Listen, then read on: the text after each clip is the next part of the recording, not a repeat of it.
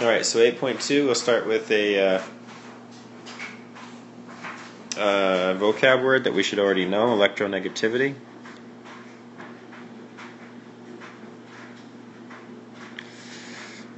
The ability of an atom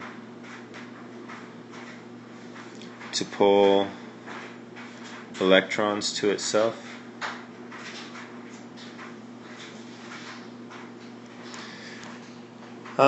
Pauling, a scientist with the last name of Pauling, used a scale where he looked at what the bond energy of hydrogen to hydrogen would be and fluorine to fluorine, and then he took those two energies, added them and divided it by 2 and compared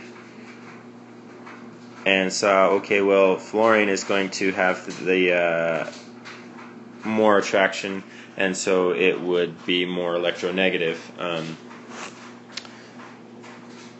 And so if we drew this, we would, like we saw in the previous one, say that that was delta F and this was delta plus. What we have seen and what we saw is that fluorine is the most electronegative of all the elements, and as you move away from fluorine you get less electronegative. So oxygen, chlorine, neon, these three are our strongest three. They're the ones that hydrogen bonding happens with. So if you have HN, HO, or HF, you have hydrogen bonding going on. Because of that difference in electronegativity, the bigger the gap. So if I have two of the same element, oxygen bonded to oxygen, this is purely covalent. Okay, there is no polar. There can't be any kind of polar to that because they're the exact same. The more I get away from that, the more, so this is slightly polar.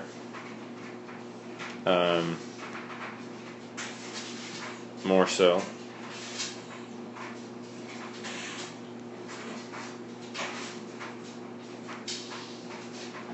Very polar.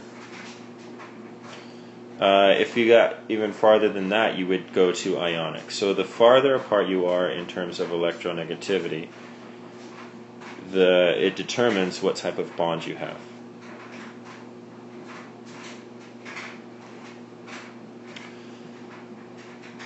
Okay, so when we're looking at these molecules, then we have to identify whether or not they're polar. And so we just look at how similar they are or how far apart they are on the periodic table. So if we have CO2, right, then we end up with, and we will practice drawing these Lewis dot structures at the end of this chapter. Well, this is definitely going to be more electronegative there. This is going to be more electronegative there.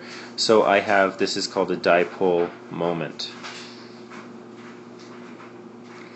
Okay, where the electrons are being pulled more towards the oxygen in this double bond, and they're being pulled more towards the oxygen in this double bond. This molecule, however, cancels each other out, and so we would say that it is nonpolar as a molecule, but it does have a dipole moment. A molecule like water, remember, always have your lone pairs. Never forget your lone pairs. We're going to have the oxygen winning here, the oxygen winning here. All of the electrons are going to be up here close to the oxygen. The hydrogens are going to be left without their electrons, so they are going to be delta positive, and this will be delta negative. Okay, so this has a dipole moment and is a polar molecule.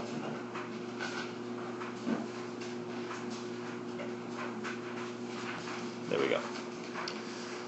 Alright, so that's 8.3. 8.4 is our octet rule that we talked about last year. Every atom wants the electronic configuration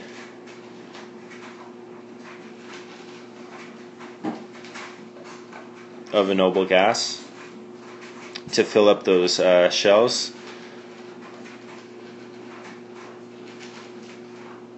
Alright, so we want our S and our P blocks filled. Is the overriding thing. The D block and F block start getting messy, but these two we definitely do want to have filled. So everything's going to tend towards that. If I go oxygen, fluorine, neon, sodium, and magnesium, these are all the exact same electronic configuration, right? They all look exactly like neon would. But there is going to be a difference that this is going to be the smallest of them because its nucleus is going to have the most protons, the most positive charge. It's going to pull those electrons in a lot more than the protons from this oxygen. So this will be my smallest ion, this will be my largest ion, but they will all have the same electronic configuration, the 1s2, 2s2, 2p6 configuration.